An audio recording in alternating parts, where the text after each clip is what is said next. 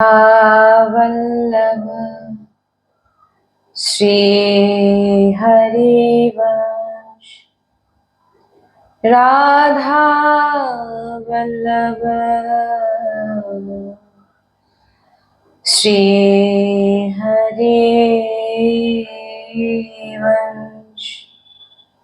वृंदावनेश्वरी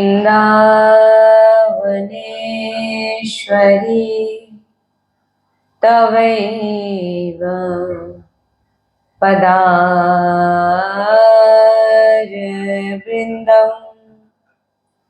प्रेमामृतैका मकरन्धरसोगपूर्णम् हृदर्पितं मधुपते स्मरतापमोग्रम्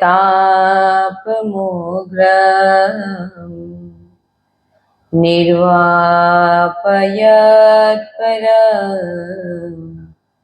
शीतलमाश्रयामि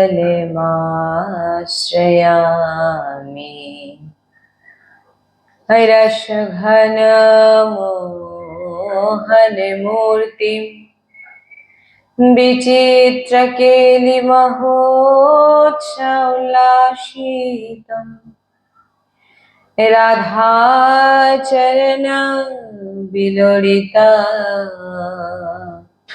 रुचिराशिखण्डं हरिं वन्दे। श्री राधा वल्लभ लाल की।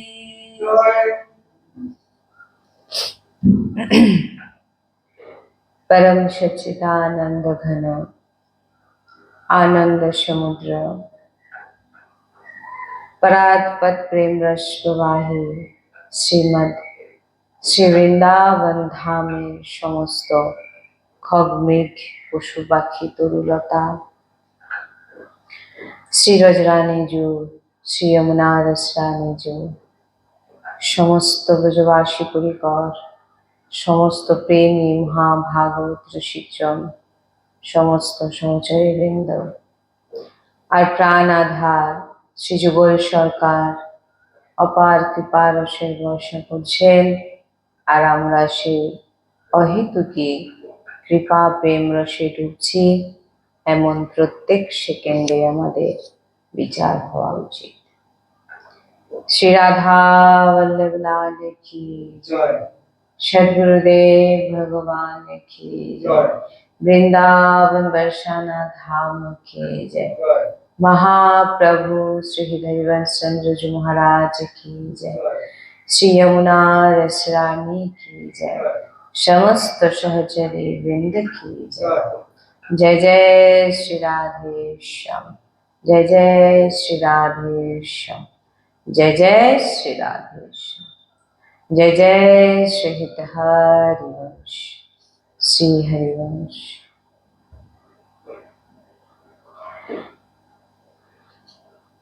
परम सच्चिदानंद प्रेम समुद्र ज्ञान वैराग्य भक्ति ऐश्वर्य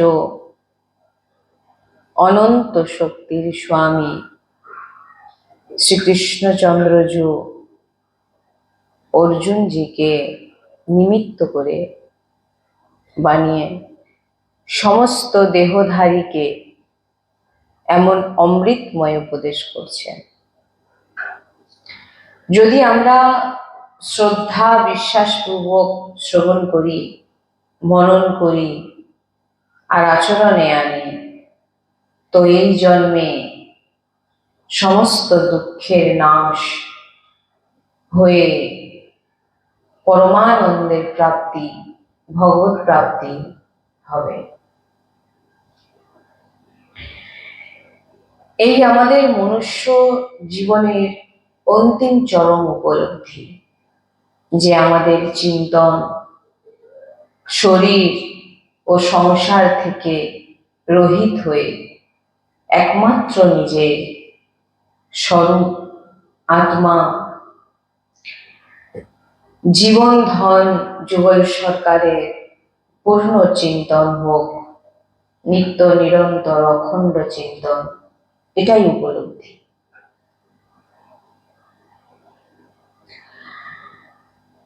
সব সাধনার সার এটাই, যদি আমরা ভগবত মার্গের চরণ না রাখি তো অনেক বড় ক্ষতি হয়ে যাবে।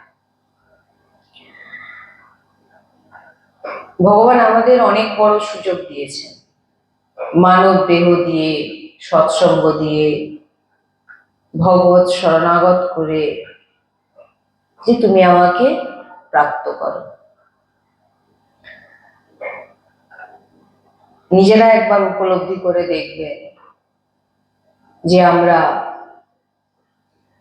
ভগবত প্রাপ্তির জন্য কত বড় ভগবান আমাদের সুযোগ দিয়েছে, সৎসঙ্গ দিয়েছেন। প্রথম কৃপা আমি সবসময় বলে থাকি এবং সাধু মহাত্মা গুরুবাণীতেও শ্রবণ করেছি, যে মনুষ্য শরীর প্রাপ্তি, সে কেউ পাপীও যদি হোক, এটা হচ্ছে প্রথম কৃপা প্রত্যেক মনুষ্য দেহধারীর কাছে। এবং সেই মনুষ্য দেহ প্রাপ্তি হওয়ার পরে যে ভগবানের ভক্তি করবে এমন ইচ্ছে জাগ্রত হচ্ছে, সে হচ্ছে অতি কৃপা। আর যে ভক্তি করতে ভিতরে ভাবছেন যে আমি ভক্তি করব, এবং তার জীবনে সাধু সন্তের সঙ্গ প্রাপ্তি হয়ে গেছে, সৎসঙ্গ প্রাপ্ত হয়ে গেছে, তো একে অতি অতি অতি কৃপা বলা হচ্ছে। কারণ যার অন্তিম জন্ম হয় সেই সৎসঙ্গ পায়। আপনি প্রত্যেকদিন আসছেন, সৎসঙ্গ বসছেন, ধামের সেবা করছেন, এটা শেষ জন্ম, এটা ভেবে নিতে পারেন। কেন না, এখানে পৌঁছাতে গেলে, এই জায়গায় আসতে গেলে, গুরুজিও বলে থাকেন দেখবেন, এই জায়গায় আর এই রসময় চর্চা,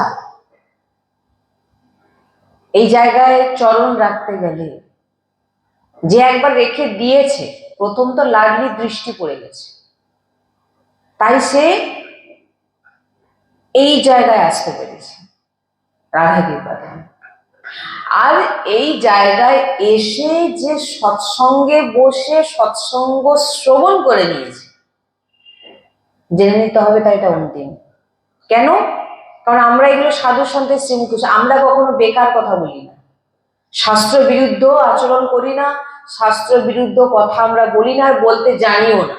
কারণ আমরা যদি বলেছি তো গুরুজি যেটা শিখিয়েছেন আমরা সেটাই বলেছি, গুরুজি যেটা বলে সেটাই বলি। কারণ আমি এখান থেকে যতটা যা কিছু বলছি সবকিছু গুরুবাণী বলি, কারণ এখানে আমার নিজস্ব কোনো ভাবনা বা আমার নিজের কোনো বাণী নেই যে আমি বলতে পারবো। আর আমি এখান থেকে সবসময় মনে করি যে এখান থেকে যে বলছে সেটা কিন্তু আমার গুরুজি বলছে, আমি কিন্তু বলছি না। আমি এটা ভাবি সবসময়, এটা আমার কেন না, কারণ আমি হচ্ছে আমার গুরুজি চরণের আশ্রিত। আর গুরু চরণের আশ্রিত যদি না হয়, গুরু গুরু বলছে কিন্তু মন থেকে গুরু নয়, দণ্ডবোধ দেখলেই দণ্ডবোধ, কিন্তু ভিতর থেকে গুরু ভাবনা নেই, ওরকম না। এখান থেকে যখন বসে আছি আমি জানি এটা আমার গুরুজি বলছে, কারণ আমার এই সামর্থ্য ছিল না কোনোদিন যে আমি এখানে বসে 5 জনকে শ্রবণ করাবো। কার কথা? রাধারানীর কথা, যাকে জীব উল্টে হবে। হ্যাঁ, রাধা চর্চার শ্রবণ করা, রাধা চর্চাকে শ্রবণ করে হজম করা। হজম দেখুন, এমন এমন কিছু ভিটামিন খাওয়ার হয় না যেগুলোকে খেলে দেখবেন হজম হতে চায়। হ্যাঁ, সেই রকম রাধা নামকে হজম করারও ব্যাপার আছে। রাধা নামকে হজম করতে গেলে অনেক ব্যাপার আছে। তাই জন্য গুরুজি সবসময় সৎসঙ্গে বলেন ভজন করনা और भजन करके उसको पचाना, মানে হজম করা। এটা হচ্ছে অতি দুর্লভ।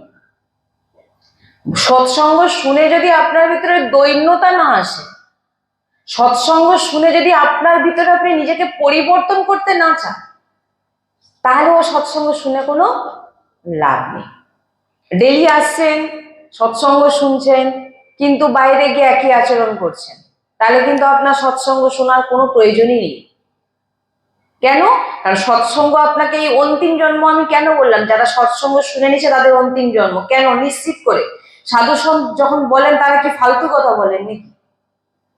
এত বড় বড় মহাপুরুষদের এই যে দেখছেন এত বড় বড় রোগ, আমরা গুরুজির কাছে এটা পেয়েছি। এই যে এত বড় বড় সাধু সন্তকে দেখছেন তার এত বড় বড় রোগ হচ্ছে, তার কি পাপের ফল ভোগ করছেন নাকি? তিনাদের ছত্র ছায়ায় যে পাপীগুলো আছে না, ওই পাপীগুলোর পাপ তিনারা নিয়ে নেয়। এই যে গুরু বলছেন কোনো চিন্তা করো না, তুমি যত যা পাপ করেছো তোমার কল্যাণের জন্য তুমি রাধা রাধা জপো, এর মানেটা হলো তার যত পাপ গুরু সাধু সন্ত তিনি গ্রহণ করেন, তিনি নিয়ে নিচ্ছেন। তুমি তাদের সাধু সন্তের মহিমা তুমি কি বুঝবে? এই সাধু অমুক রোগ হয়েছিল, তুমি ভাই কি মহিমা বুঝো? তুমি কি জানো? তাহলে তো তোমার উদ্ধার হয়ে যেত। এই জন্য এখান থেকে যখন যেটা বলা হয় সেটা গুরুজি বলে, আমি বলি না। এই কারণেই আজকে বলছি, কারণ আমি নিজে জানি আমার যোগ্যতা কতটা। এই জন্য এখান থেকে যেটাই বলা হয় গুরুবাণী বলা হয়। তাই জন্যই বলছি যে এখানে যে প্রবেশ করেছে এবং এখানকার যে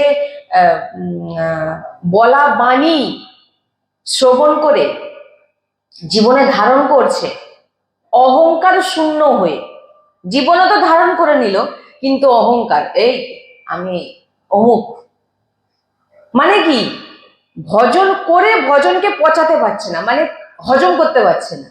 কি এসে যাচ্ছে? কি আসছে? অহংকার। এই কারণে বলছে যখন তুমি ধামে এসে গেছো, ধামে শ্রবণ করছো, ধাম নামটা না ভগবান লাডলি দেন, ভগবান তিনার। এই জন্য বলেন যখন দেখবেন ভক্তদের বাড়ি কখনো কোনো কেউ নিজেদের নাম লেখা থাকে না, দেখবেন ভগবানের নাম লেখা থাকে, ভগবান অমুক অমুক অমুক বা নিকুঞ্জ বাটিকা, নিকুঞ্জ ভবন, এরকম দেখবেন লেখা থাকে। কারণ তারা নিজের কোনো কিছুই নিজের মনে করে না, সবকিছু সৃজির মনে করে। এই ভাবনাটা কজনের আছে দেখুন আপনারা, আমি যেটা করছি সবই আমাকে সৃজি করাচ্ছে, এই ভাবনাটা আপনার ভিতরে আসছে কি না আমি করছি আসছে? যদি আপনি ভেবে থাকেন আমি করছি, তাহলে কিন্তু জানতে হবে তো আপনার সৎসঙ্গ শোনা কিন্তু পুরোটাই ব্যর্থ। কেন? আপনার সৎসঙ্গ শুনে আপনার কোনো লাভ হয়নি। এই জন্য আমি কেন বললাম এখানে যে এসে যাবে, এখানে এই জায়গায় পৌঁছাতে যে পৌঁছে গেছে তার উদ্ধার কেন বললাম? যে এখানকার বাণী যদি কেউ হজম করে নিতে পারে, এখানকার বাণী যে ধরে নিতে পারবে এবং জীবনে আচরণে এনে নিতে পারবে, তার ভগবত প্রাপ্তি নিশ্চিত, তাকে আর জন্ম নিতে হবে না, গ্যারেন্টি। এটা আমি না, আমার গুরুজি বলে একদম গ্যারেন্টি, সে একদম ভগবত প্রাপ্তি নিশ্চিত, সে রাধারানীর চরণ প্রাপ্তি হবেই, সে নিকুঞ্জে সেবা করবেই। ওই জন্য আমি বারবার বলি না সব খাবো ভজন করব, যেখানে পঙ্গত পড়বে সেখানে গিয়ে বসে যাব, এটা কিন্তু ভক্তের চরিত্র নয়। ঠিক আছে? তাই বলছেন ভগবান আমাদের অনেক বড় সুযোগ দিয়েছেন, এই মানব দেহ দিয়ে, সৎসঙ্গ দিয়ে, ভগবত শরণাগত করে, যে তুমি আমাকে প্রাপ্ত করো। তো মায়া তোমাকে সহজে ছাড়বে না, তিনি পরীক্ষা করবে। এইবারে বিষয় যে বললাম ভজন করে ভজনকে হজম করা, কিভাবে হজম? না মায়া আপনার সামনে এমন কিছু প্রশংসা, এসে বসে দেবীজি উফ কি প্রণাম আপনাকে, আপনার মতো প্রবচন শুনে আমাদের জীবন পাল্টে যাচ্ছে, অমুক তমুক, আমি ভুলে গেলাম উফ আমার কত না। এটা হচ্ছে কি মায়ার। আপনাকে যখনই গুরুজি বলেন, যখনই দেখবেন আপনার প্রশংসা হচ্ছে, জেনে নিতে হবে আপনার কোনো ভুল হয়ে গেছে। যত নিন্দা করবে তত আমরা লাডলির চরণাশ্রিত হতে পারবো। যত নিন্দা করবে, কারণ বলছেন যারা নিন্দা করেন তারা কি করেন না, যার নামে নিন্দা করছে তার সমস্ত, যেমন শুকর জীব দিয়ে তার যে শৌচকে পরিষ্কার করে, জীব দিয়ে, বলে যে যার নিন্দা করছে না তার জীব দিয়ে তার সমস্ত পাপ চেটে নিচ্ছে। যা ওই জন্য গুরুজি সবসময় বলে যে যখন তোমার কেউ প্রশংসা করবে তুমি তখন জানবে আমার কিছু ভুল হয়ে গেছে, আর যখন দেখবেন তোমার নিন্দা চলছে তখন তুমি জানবেন যে তুমি সঠিক রাস্তায় এগিয়ে যাচ্ছ। যদি তুমি সত্যি প্রিয়তমকে চাও, যদি তুমি সত্যি ভালোবাসো, তো কোনো বিঘ্ন বাধা দুঃখ বিপত্তি আপনাকে আটকাতে পারবে না। মায়া কিন্তু তার শারীরিক থেকে সামনে দেখবেন আপনার অনেক বিপত্তি আছে। আমি সবসময় একটা উদাহরণ দিই না, যে কিছু কিছু ভক্ত আমাদের সঙ্গে এমন জুড়ে আছে যাদের জীবনে প্রচন্ড প্রতিকূল তার জীবনে চলছে, কিন্তু সে শ্রীজিকে ছাড়েনি। জোর করে আমিষ খাওয়াতে খেতেই হবে এমনও বলা হচ্ছে, মানে আমাদের এই বাণী অনুযায়ী চলে। তারা এই সৎসঙ্গ শুনেই তারা এই ভক্তি পথে এসেছে বা ভক্তি মার্গে চলছে শ্রীজির কৃপাতে। তাই বলছেন যে মায়া কিন্তু তোমাকে ছাড়বে না, মায়া তোমাকে ছাড়বে না, তিনি তোমাকে পরীক্ষা করবে। কিরকম পরীক্ষা? শারীরিক পীড়া দেবে, সামনের যে আপনার সামনে দেখবেন বিভিন্ন রকম প্রতিকূল পরিস্থিতি দেবে, দেখবেন যে আপনি কতটা তিনাকে প্রেম করেন। এবার এখানে বলছেন যদি সত্যি তুমি প্রিয়তমকে চাও তো কোনো বাধা দুঃখ বিপত্তি তোমাকে আটকাতে। যখন আপনি সঠিক ভজন শুরু করে নেবেন তখন দেখবেন সব থেকে প্রথম আপনার জীবনে দুঃখ দুর্দশা শুরু হবে। জেনে নিন, যে এই পথে আছেন সে তাকে জেনে নিতে হবে যে সঠিক ভক্তি একে বলে। জীবনে যদি দুঃখ না থাকে, শরীরে যদি পীড়া না থাকে, তাহলে আপনি জানবেন আপনি এখনো ভগবত মার্গে এগোতে ঠিকভাবে পারছেন। কারণ আপনি যত ভক্ত চরিত্র তুলে ধরুন, প্রত্যেক ভক্তের চরিত্র আপনি দেখেছেন যে নর্মালি কোন ভক্তের চরিত্র দেখেছেন? ওপর নিচ, কিন্তু বরং আমরা কি দুঃখ পাচ্ছি, আমাদের মানে আমি দুঃখী নয়, আবার এটা কেউ ভেবে নেবে না, ভাববে না হয়তো মনে হয় দুঃখী না, আমি দুঃখী না, আমি উদাহরণও বোঝানোর চেষ্টা করছি যে আমরা সবসময় সুখী।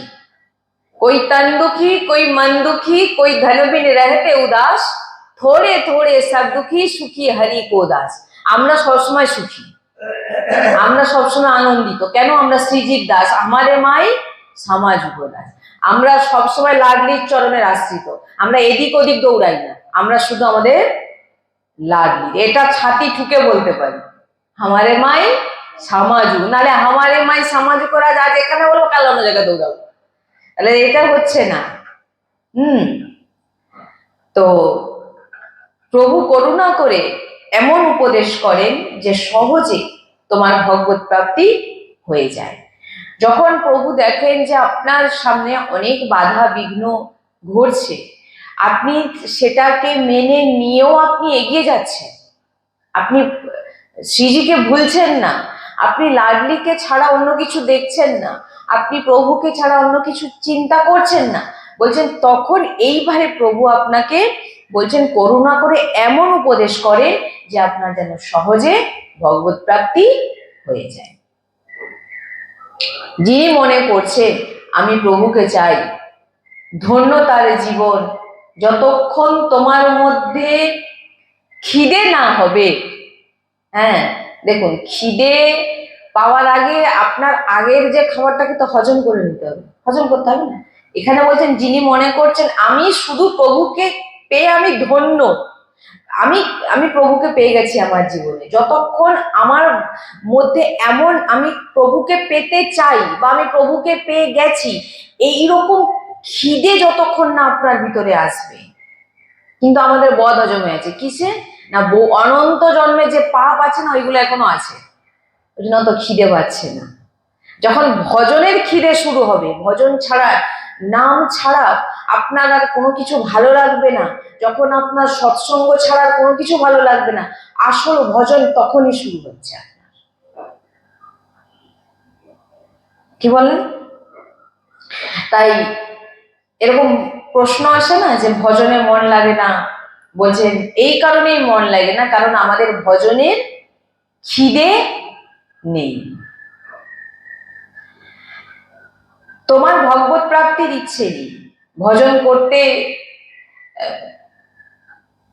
হৃদয় থেকে যতক্ষণ না আপনি ডাকবেন আপনার ভগবত প্রাপ্তি কিন্তু হবে না। আর হৃদয় থেকে ডাকা তখনই সম্ভব যতক্ষণ আপনার সঙ্গ ঠিক না হবে। আমরা কদিন ধরে আলোচনা করছি যে সৎসঙ্গ যার জীবন থেকে চলে গেছে, আপনি লিখে নিয়ে যান, তার জীবন থেকে ভগবতের নাম চলে গেছে, তার জীবন থেকে প্রসাদ চলে গেছে, তার জীবন থেকে ভগবতের নাম জপ চলে গেছে। দেখে নিন গেছে না যায়নি, আপনারা নিজেরা চেক করে দেখবেন যে যখনই আর জানবেন ভজন দুটি কারণে আপনার জীবন থেকে চলে যাবে। কি কি কারণ? এক হচ্ছে অশুদ্ধ আহার, যেখানে সেখানে গিয়ে খাওয়া, আর দ্বিতীয় হচ্ছে কোন সাধু সৎ বৈষ্ণব তুমি হৃদয় থেকে জানো সে সৎ, তুমি তার নিন্দা করছো, তুমি ধ্বংস হয়ে যাবে, আর তোমার জীবনে কোনোদিন ভজন হবে না, তোমার দুর্গতি, তোমার জন্য নরকের দরজা একেবারে খোলা। গুরুজি বলে না, আমার বাণী নয় এগুলো, কারণ আমি যেটাই বলছি সবই গুরুজি বলাচ্ছেন, এবং গুরুজি যেগুলো বলেন সেগুলোই আমরা।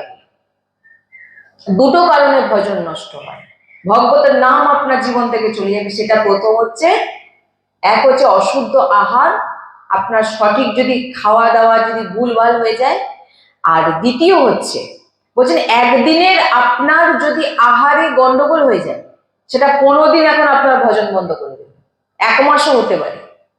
আর যদি আপনার ভক্ত নিন্দা করে ফেলেছেন, বৈষ্ণব নিন্দা করে ফেলেছেন, তাহলে আপনার জীবন থেকেই ভজন চলে যাবে।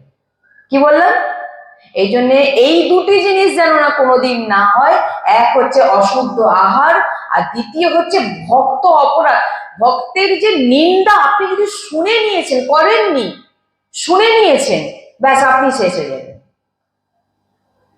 আর সে যদি সত্য যদি ভক্ত হয়ে থাকে, তার ডাক যদি সত্যি হয়ে থাকে, সে যদি সত্যি সত্যি প্রভুকে হৃদয় দিয়ে ডেকে থাকে, তাহলে জেনে নিতে হবে ভাই তোমার জমের দোয়া একেবারে পাক্কা।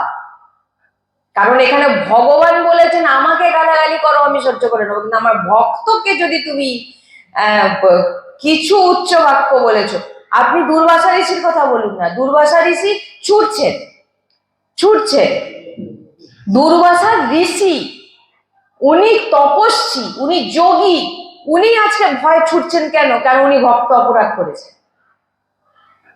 ভগবান বলছেন আমি কিছু করতে পারবো না, কারণ আমার অপরাধ আমাকে তুমি বললে আমি ক্ষমা করে দেবো।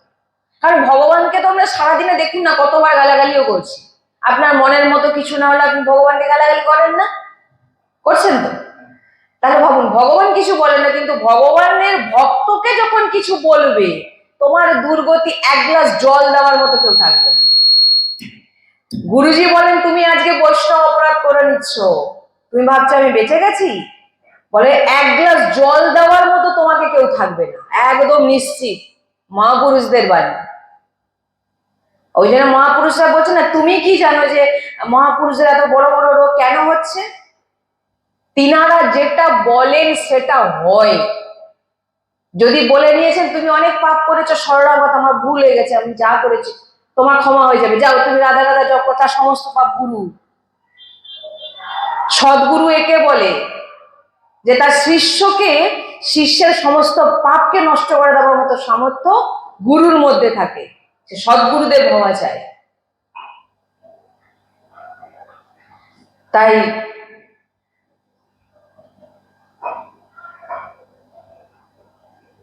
তুমি একটা জিনিস দেখুন, গুরুজি বলেন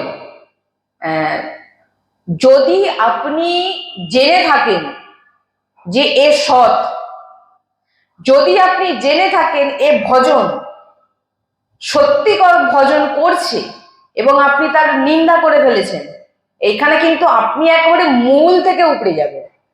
মানে এটা সাধু সন্তের বাণী। আমি মানে গুরুজির এই কিছুদিনের সৎসঙ্গে আমরা এইগুলো পেয়েছি, মহামূল্যবান বাণী। এগুলোকে ধারণ করে নেবেন জীবনে। ভজন না হোক ঠিক আছে, ভক্ত অপরাধ যেন না হয়। ভজন করতে পারছেন না ঠিক আছে, কিন্তু ভক্ত অপরাধ, কার কোনো শুদ্ধ ভক্তের অপরাধ যদি করে ফেলেছো, তাহলে জেনে নিতে হবে তোমার জন্য নরকের দুয়ার পাক্কা। শুধু নরক নয়, মৃত্যুর পরে নয়, মৃত্যুর আগে জল দেওয়ার মতো কেউ থাকবে না, গ্যারেন্টি লিখে নিয়ে যান। এটা মহাপুরুষ বলছেন, ভক্ত অপরাধ যে করবে তার কিন্তু কোনো ক্ষমা নেই। আর যদি সে সদ্গুরু হয়ে থাকে, সে যদি চুপ করে তোমার কথা সহ্য করে নেয়, মানে তার কথা আর বলার কি। কারণ যিনি সৎ ভক্ত হবে তিনি মুখের সামনে আপনার সামনে এসে ঝগড়া করবে না, করবে? সে কি করবে? কি করবে? হাসবে, কারণ প্রভুই আমার সামনে লীলা করছে। আর যে করছে তার তার গতি, ওই যে বললাম না যে গুরুজি একটা চরিত্র আমাদের অনেকবার শুনিয়েছেন। সেই চরিত্রটা হচ্ছে এক জমিদার ছিল। জমিদার খুব অত্যাচারী ছিল আর কি। মানে কারো যদি নতুন বউ আসে বা ঘরের মেয়েকে দেখলেই তুলে নিত, আর যত সম্পত্তি আছে সবার লিখে নিত। এমন ছিল, হেসা নিয়ে যেখানে দেখবে সেখানে কুপিয়ে মেরে দেবে যাকে, যার উপর রাগ হবে। বলে একটা সময় একটা ব্রাহ্মণ গেছে, গিয়ে বলছেন যে আমার এই যে জমি সম্পত্তিটা আছে, আর এই সম্পত্তিটা আমার মেয়ের বিয়ের জন্য লাগবে, আপনি কৃপা করে দিয়ে দিন। তখন বলে না, এখানে একটা কোনো কিছু এখান থেকে তুমি পাবে না, যতক্ষণ না তুমি আমার যে জিনিস সেটা আমাকে দিতে হবে, তারপর তুমি পাবে, না এখান থেকে কোনো সম্পত্তি তোমাকে দেওয়া হবে না। বলে ঠিক আছে। ব্রাহ্মণ দাঁড়িয়ে দাঁড়িয়ে কাঁদতে কাঁদতে, কারণ সে তো নিরুপায়, তার তো কিছু করার নেই, চলে গেলে। ওই যে ব্রাহ্মণের চোখের জল পড়েছে, আর এতদিন সে যা কর্ম করে এসছে, দুটো মিশার পূর্বের কর্ম দেখবেন। যারা ভগবত মার্গের পথিক না হয় তারা খুব সুখে। কেন সুখে? কারণ ভাগবতিক একটা বিধান আছে, যারা ভগবত মার্গে নেই তাদের প্রথমে তাদের পূর্বের যে কর্মগুলো আছে তাদেরকে দিয়ে দেওয়া হয়। আর ভাগবতিক মার্গে যখন আপনি চলবেন, আপনার পূর্বে যে পাপগুলো ছিল সেগুলো আগে আপনাকে নষ্ট করানো হবে। এইবারে যারা ভগবত মার্গের পথিক নয়, তারা খুব টাকা পয়সা কামাচ্ছে, ও বাড়ি গাড়ি, কোনো অসুবিধা নেই, কিন্তু যখন তার পূর্বের পূর্ণ শেষ হয়ে যাবে, ওই যে বললাম এক গ্লাস জল দেওয়ার মতো কেউ থাকবে না। তো সেই জমিদারের কি হয়েছে, এডস ধরা পড়লো। গুরুজি নিজের সেই সময় গুরুজিরাও দেখেছেন, গুরুজি দেখা জিনিসই আমাদেরকে মানে বলেছেন যে এডস ধরা পড়লো, কিছুদিনের মধ্যে সে মারা গেল।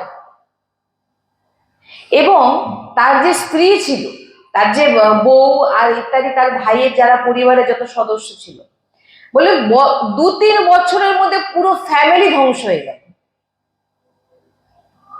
কেন? প্রথম তো দুষ্কর্ম, আপনার খারাপ কর্ম আপনাকে শাস্তি দিয়েই ছাড়বে, এক। আর দ্বিতীয় হচ্ছে ভক্ত অপরাধ। আপনি ভাববেন না ভক্ত দুর্বল, ভক্তের পিছনে কে আছেন জানেন তো?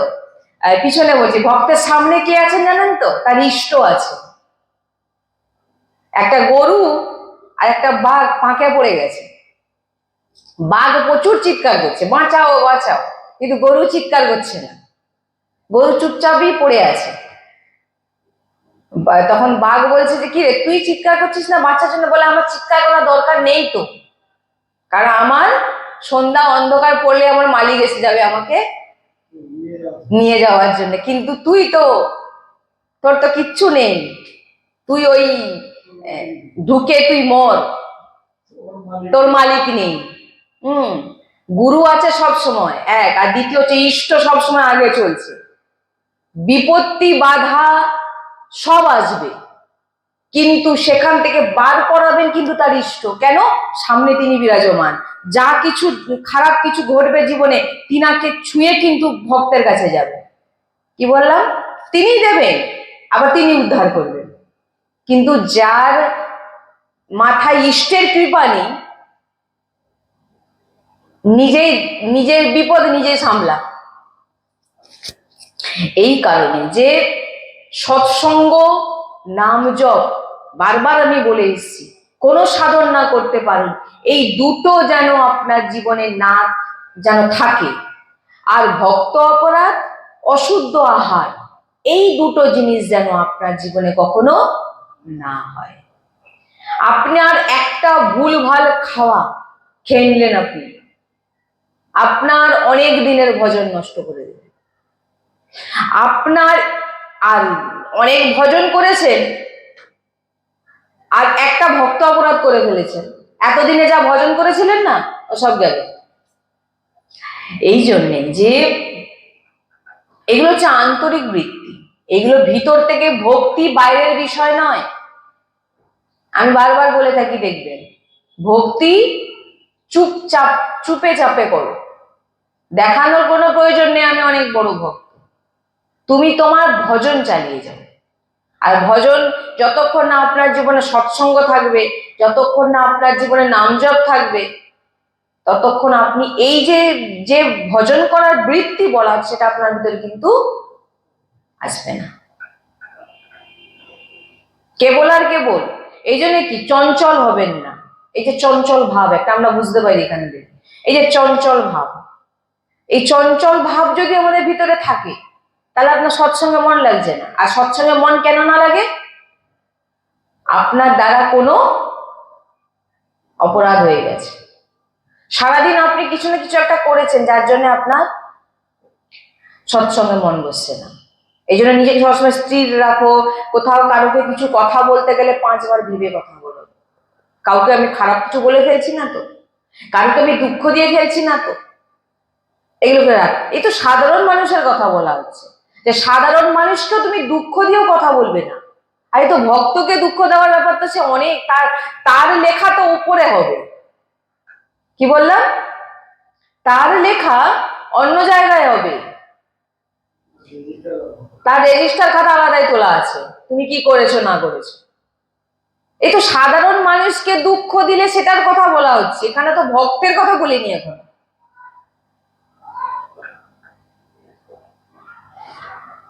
এই জন্য খুব সাবধান, এত সোজা নয়।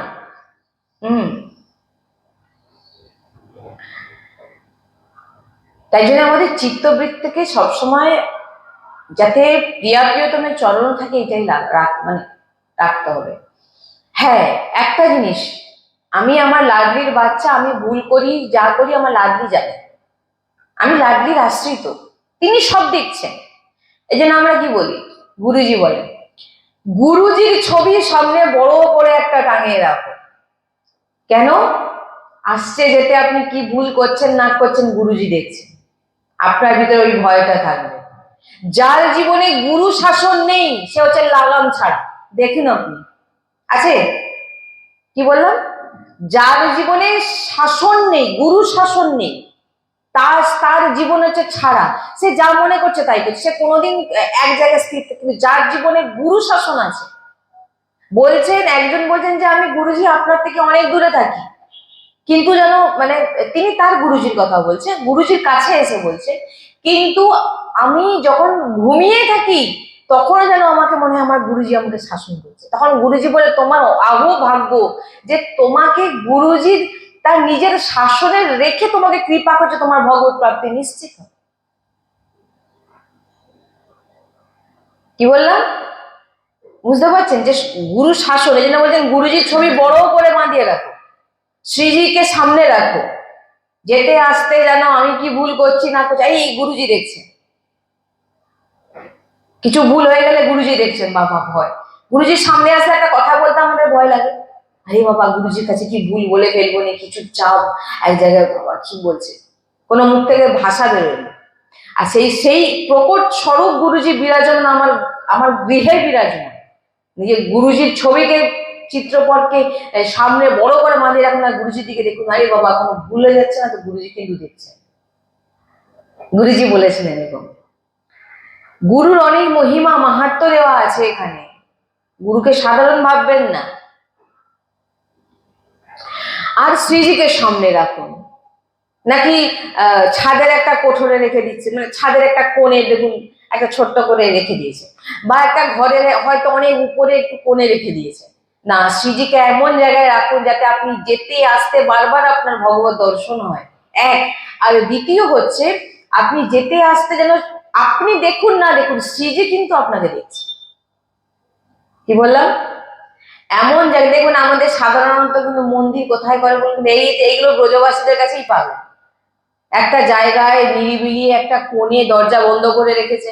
কিন্তু আমাদের গুরুজি বলেন, আমার একটা রুম, একটাই আমার ঘর, আমি ঠাকুরজিকে কোথায় রাখবো? আমার ঠাকুরজি আমার নিজে, আমার ঘরের সদস্য, আমার সামনে বিরাজন, আমাদের ঘরের মালিক সামনে বিরাজমান থাকবে, যেতে আসতে তিনি আমাদের দেখছেন। আমি দর্শন করি না করে সেটা বড় কথা না, শ্রীজি আমাকে দেখছেন, এটাই বড় কথা। আমি দর্শন করে নিয়েছি, এটা অহংকার পুষ্ট হয়ে যাবে। কিন্তু দর্শন না হোক, কিন্তু হয়তো আপনি মন্দিরে গেছেন, মন্দিরের দরজা বন্ধ হয়ে গেছে, আর বাইরে বসে আপনি ছটপট করছেন, হায় আমি দর্শন করতে পারলাম, এই যে ব্যাকুলতাটা, এইটাই ভগবান আপনার কাছে নেবেন। এই জন্য বলছেন দর্শন হোক, আপনি করতে দর্শন পারুন আর না পারুন সেটা বড় কথা না, আপনাকে ভগবান দর্শন করছেন, এটাই বড় কথা। কি বললাম? এই জন্যে বলছেন যে শাস্ত্র বিরুদ্ধ আচরণ কোনোদিন করব না,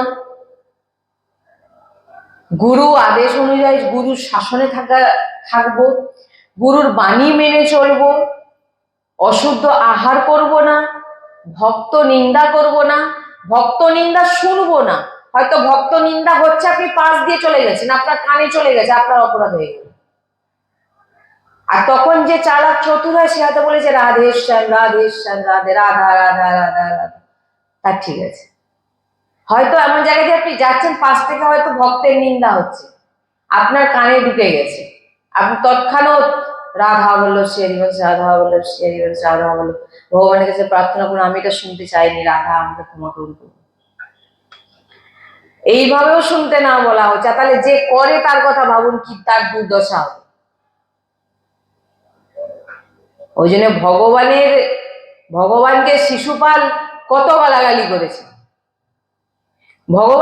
শিশুপাল ভগবানকে কত গালাগালি, ভরা সবাই গালাগালি করছে, ভগবান চুপ থেকেছেন একটা সময় সীমা ধারা পর্যন্ত। কিন্তু ভক্তের বেলা ভগবান একটা গালাগালিও সহ্য করবে না, প্রত্যেকটা জিনিস রেজিস্টার খাতায় তোলা হচ্ছে।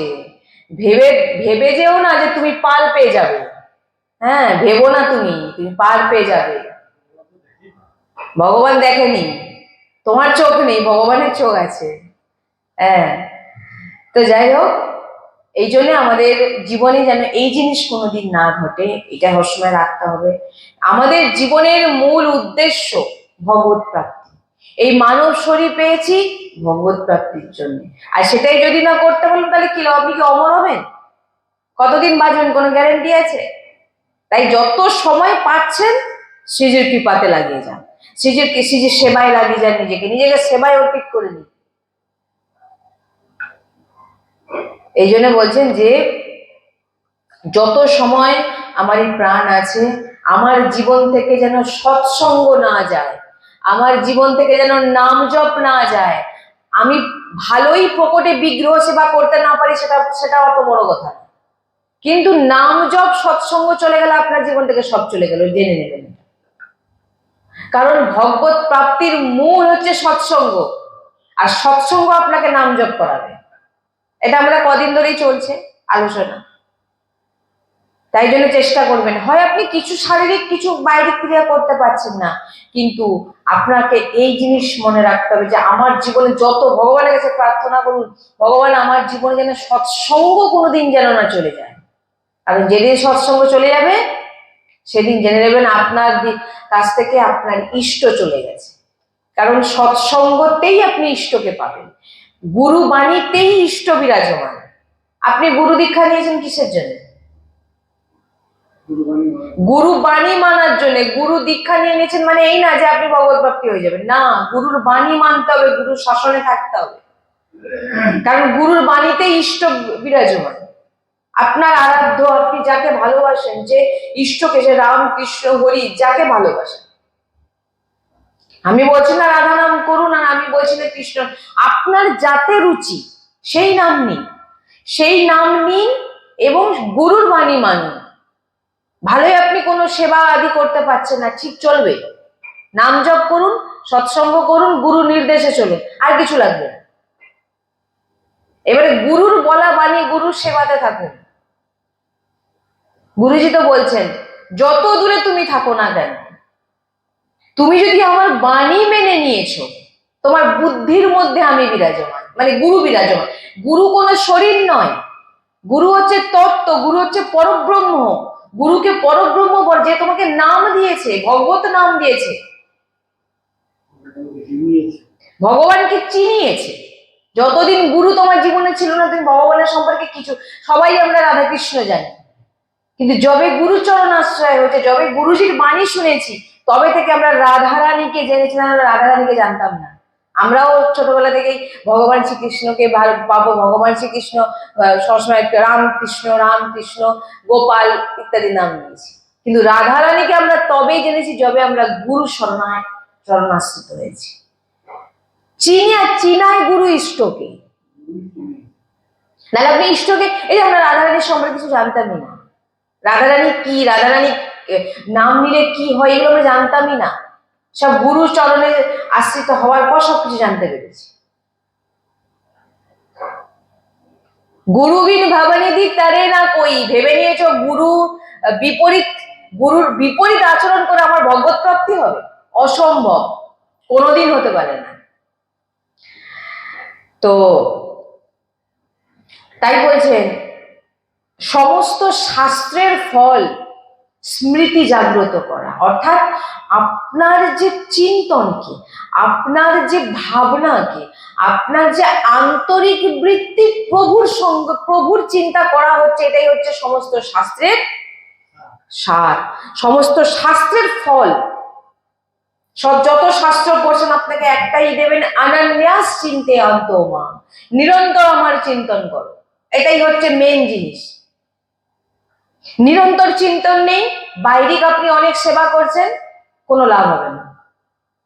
কারণ ভগবান আপনার দেহর সঙ্গে কোনো কানেকশন নেই। কালকেও বলছিলাম, ভগবানের সঙ্গে কানেকশন আমাদের এই ভিতরের মন বলুন আর চিত্তবৃত্তি বলুন, এটার সঙ্গে কানেকশন ভগবানের। হ্যাঁ, তাই স্মৃতি জাগ্রত, সমস্ত শাস্ত্রের ফল হচ্ছে স্মৃতি জাগ্রত করা, ভগবানের নাম, ভগবানের লীলা, ভগবানের গুণ, এগুলো সব গুরুর চরণে বসে, হ্যাঁ, শ্রবণ করে। গুরুর চরণে বসে কেউ যদি একটি মালা বসে বসে চিন্তন করতে করতে জপ করে, বলছেন কানেকশন হয়ে যাবে গুরুর ভিতরের সঙ্গে তার শিষ্যের কানেকশন। এখান থেকে আমরা যা যা করছি গুরুজির নির্দেশে হচ্ছে। কি বললাম? রাধা কৃপা ধামে যা যা হচ্ছে সব গুরুজির নির্দেশে হচ্ছে। গুরুজি যা যা বলছে, গুরুজির হৃদয় যা যা চলছে, সেটাই এখান থেকে বলা হচ্ছে। অনেক সময় আমি অনেক কথা আমি বলেছি, দেখবেন যে হয়তো আমি সৎসঙ্গে, হ্যাঁ, আমি এটা বলতে আসিনি, এটা বলতে আমি চাইনি, কিন্তু আজ গুরুজির চিন্তনে এই সৎসঙ্গটাই ছিল, তাই এই সৎসঙ্গটা এখান থেকে আমি বলেছি অনেকবার, এটা আমি নিজে অনেকবার অনুভব করেছি। আর গুরুজির হৃদয়, গুরুজির ভিতরে যেটাই চলছে সেটাই কিন্তু এখান থেকে সেটা বলা হচ্ছে, গুরুজি বলছে। এই কানেকশন, এ তার জুড়ে আছে, তারটা কেটে দিন, বাল্ব নিভে যাবে। জ্বলবে বাল্ব? শিষ্য হচ্ছে বাল্ব আর গুরু হচ্ছে মেন পয়েন্ট, যেখান থেকে ওই কারেন্ট আসবে। ওই তার কেটে দিলে না, ওই বাল্ব যেমন ফুস, ওই ফুস। গুরু কি? তার। ভাবছেন এখান থেকে বৃন্দাবন অনেক দূরে, কিন্তু আমাদের তার, আমাদের হৃদয় বুদ্ধির সঙ্গে গুরুজির সঙ্গে জুড়ে আছে। গুরুজি যা যা চান এখানে সেই সেই জিনিসগুলো হয়, গুরুজি যা যা চান সেই সেই জিনিসগুলো এখানে গুরুজি বলান। এটা হচ্ছে কানেকশন। অনেক কিছু আমি বলবো মনে করে আছি, কিন্তু এখানে আসলে তো গুরুজিই বলে, সৎসঙ্গ গুরুজিই করেন, আমি করি না। আমি তো মানে যোগ্যই নই যে এখানে বসে, কোনোদিন ভাবিও নি যে এখানে বসে আমি সৎসঙ্গ করবো। কোনোদিন ভাবিনি যে আমি এখানে বসে ভক্তদেরকে রাধারানীর চরিত্র শ্রবণ করব, জীবনে কোনোদিন ভাবি। আর আমার কোনোদিন ভাবনায় ছিলও না যে আমি সৎসঙ্গ শ্রবণ না করব। তাহলে আজকে এই জায়গায় বসে সৎসঙ্গ আমাকে কে করাচ্ছে? গুরুজি। আমি শুধু দেহ হিসাবে বসে আছি, ভিতরে কিন্তু এক আলাদাই শক্তি কাজ করে, এক আলাদাই শক্তি কাজ করে। সে কাজটা বৃন্দাবনের সঙ্গে কানেকশন হয়ে আছে। এত সোজা জিনিস নয়। এখান থেকে যদি একবার রাধা বলে থাকে, গুরুজি বলাচ্ছে। এখান থেকে যদি একবার এইটা আজকে তোমরা এইটা করবে যদি বলে থাকি, গুরুজি বলছে, আমি নয়। কারণ আমি কারোকে উপদেওয়া, দেখুন, উপদেশ কাউকে দিতে গেলে তার তো যোগ্যতা চাই, সেই যোগ্যতা আমার মধ্যে নেই। তাই উপদেশটা কে দিচ্ছে? গুরুজি দিচ্ছে। আমার মধ্যে উপদেশ দেওয়ার মতো কোনো যোগ্যতা নেই, সবই গুরুজি। গুরু কৃপা, গুরু কৃপা ছাড়া কোনো কিছু সম্ভব না। তাই নিজের এই ভিতরের স্মৃতিকে জাগ্রত করুন, গুরু চরণাশ্রয় থেকে সেবা করে গুরু। আর সমস্ত শাস্ত্রের ফলই বলা হচ্ছে অনন্যাস চিন্তে অন্তমম, নিরন্তর আমার চিন্তন করুন। দেখুন আপনার নিরন্তর চিন্তা সংসারে, সংসারে এটা করব, ওটা করব, সেটা করব, হয়তো কাজও বাকি আছে, পটল তুল গেল, সময় এসে গেছে, ঘন্টা বেজে গেছে। আমি একবার সৎসঙ্গে বলেছিলাম, মনে আছে? হ্যাঁ, 3টে ঘন্টা ভগবান বাজায়। একজন ভক্ত গিয়ে বলছেন যে ভগবান আপনি আমাকে নিয়ে আসলেন, একবার আমাকে জানালেন না যে এখন তোমার মৃত্যুর সময় হয়েছে। বলে কেন? আমি তো জানিয়েছি। প্রভু কিভাবে জানিয়েছেন? না, আমি তো তোমার জীবনে 3টে ঘন্টা বাজিয়েছি বাবা। কি কি ঘন্টা? আমি তো বুঝতে পারিনি, আমি তো বুঝতে পারিনি যে আমার মৃত্যু কাছে আসছে। বলছে বাবা তোমার কি চুল পাকা শুরু হয়েছিল? হ্যাঁ। কবে? ওর মনে নেই আমার। কিন্তু চুল পাকা প্রথম কোথা থেকে শুরু হয় জানেন? জানেন? জানবেন না তো। চুল পাকা এখান থেকে শুরু হয়। ভগবানের কানের কাছে এসে বলে যায় বাবা তোমার প্রথম ঘন্টা বেজে গেছে, রেডি হয়ে যাও। কানের গোড়ায় এসে ভগবান সাদা চুল, মানে আপনার প্রথম ঘন্টা 40 হয়ে গেলে জেনে নিন এবার টিকিট কাটার সময় হয়ে গেছে। গুরুজি তো 30 বলেছে, 30 হয়ে যাওয়া মানে আপনার হাফ বয়স চলে গেছে, এবারে ভজনে লাগো। আচ্ছা, এরপর বা আপনি কি ঘন্টা? না, চোখে কম চোখে কম দেখছিলে না? হ্যাঁ। কি করেছিলে? না, চশমা লাগিয়েছি, লেন্স বসিয়েছি। বলে তাহলে ওটা তো 2 ঘন্টা। চোখে সৃষ্টিকে কম দেখাচ্ছি তোমাকে, এইবারে তো আমার দিকে দেখ। এতদিন তো সৃষ্টিকে দেখলি, এবারে তো আমার দিকে দেখ না। তাও দেখবো না। আচ্ছা, 3য় ঘন্টা প্রভু? না, ভালো মন্দ আর খেতে পারিনি, ভালো ভালো কিছু খেতে পারছি না, এর হাড় তার হাড় চিবাতে পারছি না। কেন? না, মুখের ভিতরে একটাও দাঁত নেই। বলে এবারে তো প্রসাদ পা, তবু তাকে খেয়ে যাচ্ছে। শরীরকে পুষ্ট করবো। কালকে সৎসঙ্গ আমাদের ছিল না? বলে বাবা 3টে ঘন্টা হলো তো? না, হ্যাঁ। যার যার জীবনে এইগুলো ঘটে গেছে জানেন, এবার টিকিট কাটার সময় হয়ে গেছে। প্রথম চুল পাকা এখান থেকে শুরু হয়, কানের কাছ থেকে, এইখান থেকে শুরু হবে চুল পাকা।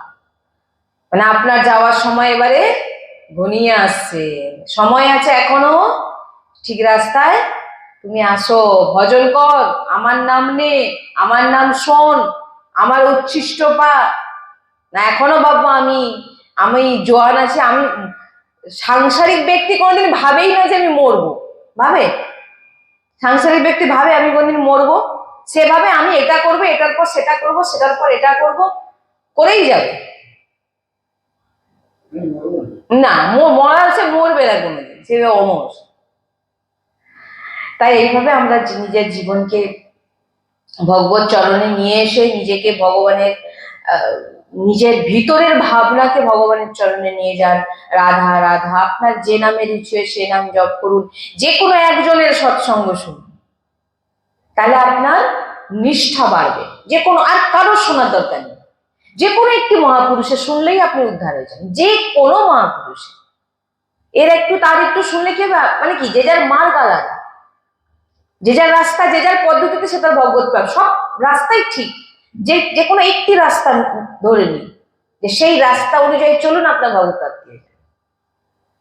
সেই গুরুর নির্দেশ মানুন, আপনার ভগবত প্রাপ্তি হয়ে যাবে। তো এইভাবে আমরা যদি ভজনে এগোই, তো আমরা খুব তাড়াতাড়ি আমরা ভগবত প্রাপ্তি করতে পারি।